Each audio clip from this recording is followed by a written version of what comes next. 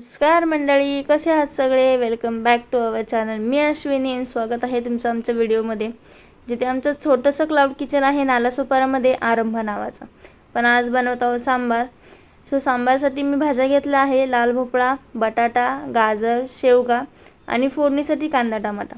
थोडीशी चिंच गरम पाण्यात भिजवून घेतली आहे, ती भिजत आहे तोपर्यंत भाज्या कुकरला लावल्या। सगळ्या भाज्या छान कट करून कुकरमध्ये ठेवल्या आणि त्याच्यामध्ये मसूरची डाळ, मुगाची डाळ आणि तूर डाळ अशा डाळी टाकल्या आहे। तुम्ही तुमच्या आवडीनुसार कमी जास्त करू शकता। त्याच्यामध्ये थोडंसं मीठ आणि थोडंसं हिंग टाकून कुकरच्या 3 शिट्ट्या काढून घेतल्या। तोपर्यंत फोडणीची तयारी करते।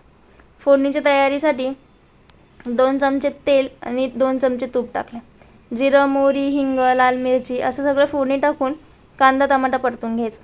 कांदा टमाटा परततच आहे तोपर्यंत त्याच्यामध्ये कांदा टमाटा छान परतला की त्याच्यामध्ये लाल तिखट, काश्मीरी लाल मिरची पावडर आणि थोडासा सांबार मसाला टाकून मस्त परतून घ्यायचं। सांबार मसाला मी थोडासाच टाकला आहे, थोडासा नंतर टाकूया। हे सगळं टाकलं की जे चिंचेचं पाणी केलं होतं त्याचं छान चिंच बाजूला काढून पाणी टाकायचं। थोड्याशा शेवग्याच्या शेंगा, थोडंसं मीठ टाकून शिजत ठेवलं आहे। मस्त त्या शिजताय तोपर्यंत कुकर पण झाला होता। भाज्या मॅश करून घेतल्या। सगळं मॅश केलं, त्याच्यामध्ये जास्त पण मॅश नाही झालं तरी चालतं।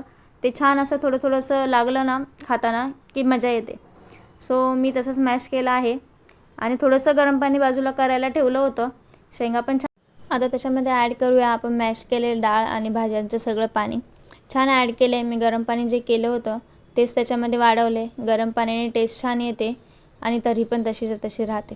तुम्ही तुमच्या आवडीनुसार पाणी कमी जास्त करू शकता, पण मी मीडियम कन्सिस्टन्सी ठेवली होती, ज्याच्याने ते जास्त घट्ट किंवा पातळ होत नाही आणि मीडियम असलं की छान लागतं।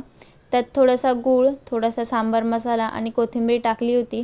छान उकळी येईपर्यंत वाट बघितली। सांबार जितकं छान उकळतं तितकं छान लागतं, त्यामुळे घाई करायची नाही, छान उकळून द्यायचं। त्याच्यामध्ये तुमच्या चवीनुसार मीठ टाका आणि छान इडलीसोबत एन्जॉय करा। चला, हा व्लॉग इथे संपवूया आणि अशाच नवीन व्हिडिओजसाठी नक्की फॉलो करा। Thank you so much and stay connected.